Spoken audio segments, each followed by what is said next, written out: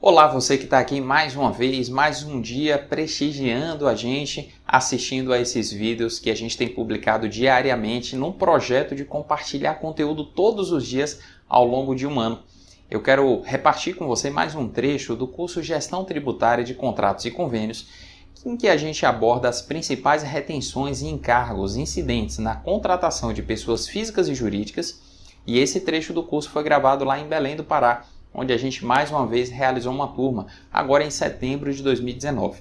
Dá uma conferida nesse trecho e no esclarecimento que a gente compartilhou com os alunos ali daquela turma e que agora a gente reparte com você que está nos acompanhando aqui no Foco Tributário. A DCTF Web, que é uma obrigação acessória, que eu posso dizer que é filha do E-Social com a FD-REINF.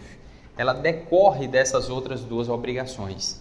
E é uma obrigação que diz respeito apenas à declaração de contribuições previdenciárias e para outras entidades. Ou seja, aquilo que as empresas, de uma maneira geral, têm que pagar de INSS e terceiros sobre a sua folha de salários, ou de INSS na seção de mão de obra, que é retido nas notas fiscais, INSS na contratação de autônomos, tudo que diz respeito a INSS vai ter que ser declarado ou já é declarado em DCTF Web. De uma forma geral, a obrigatoriedade da DCTF Web começa 3 meses após o início do envio dos eventos periódicos do E-Social e da FD-REINF. Então, quem já começou, quem é parte lá dos grupos que já são obrigados a transmitir, já tem a obrigação também de transmitir a DCTF Web. As empresas obrigadas, elas devem transmitir a DCTF Web, inclusive, para gerar o DARF previdenciário, que é o DARF com um código de barras, que permite o recolhimento daquilo que antes era recolhido em GPS. Aqueles que ainda não estão submetidos à DCTF Web continuam recolhendo INSS em GPS, conforme as regras que vigoraram aí nos últimos anos. A diferença profunda aí só ocorre para quem entra na obrigação de transmitir a DCTF Web. E a gente vai ver que para o primeiro grupo, o início dessa obrigatoriedade começou em agosto do ano passado. O segundo grupo começou em abril deste ano.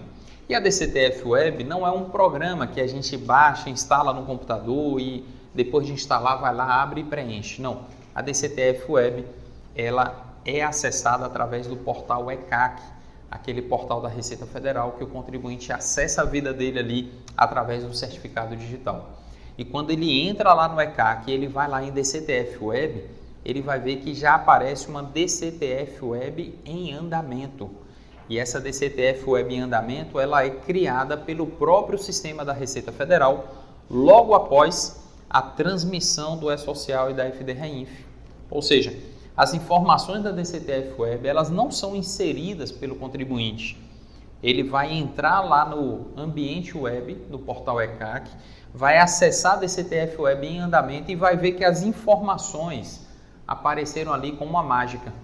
Ele declarou no E-Social, declarou na FD-REINF, o sistema da Receita já criou a declaração, a DCTF Web, previamente preenchida com as informações lá dessas outras duas declarações. E aí você vai perguntar, mas faz sentido a Receita já fazer esse pré-preenchimento e ele ter que declarar depois? A gente vai entender o porquê no fluxo que eu apresento aqui adiante. Antes a gente termina falando que o prazo de envio é até o dia 15 do mês seguinte ao dos fatos geradores e a DCTF Web não substitui e não altera as regras da DCTF convencional. Elas vão coexistir até que a Receita Federal decida incorporar tudo na primeira. E aí hoje a gente tem uma confusão muito grande, principalmente para as empresas que estão, por exemplo, no primeiro, no segundo grupo, porque a gente tem, por exemplo, no pagamento da folha de salários de uma empresa, a gente tem retenção de INSS e também tem retenção de imposto de renda. O que é INSS vai para a DCTF Web, o imposto de renda não.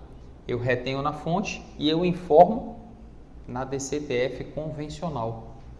Aí a DCTF Web me permite gerar o DARF, só que esse DARF aqui é o que a gente chama de DARF previdenciário.